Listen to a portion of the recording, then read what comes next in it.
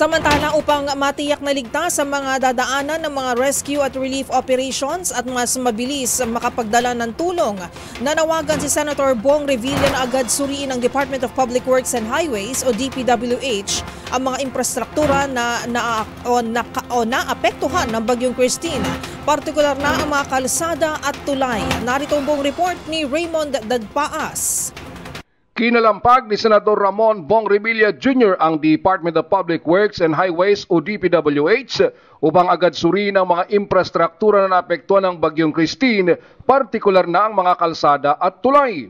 Ito ay upang matiyak na ligtas madaanan ng mga rescue at relief operations at mas mabilis makapagdala ng tulong sa mga biktima ng bagyo, lalo na sa Bicol Region.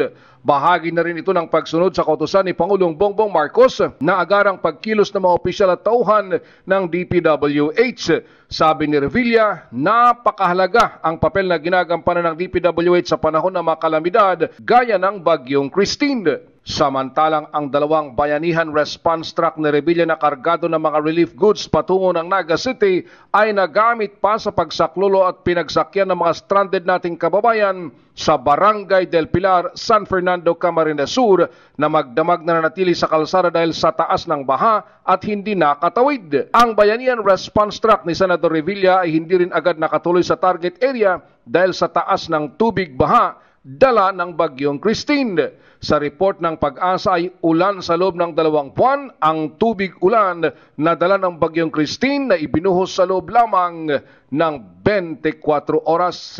Para sa MBC TV Network News, ito si Raymond Dadpaas, una sa Pilipinas, una sa Pilipino.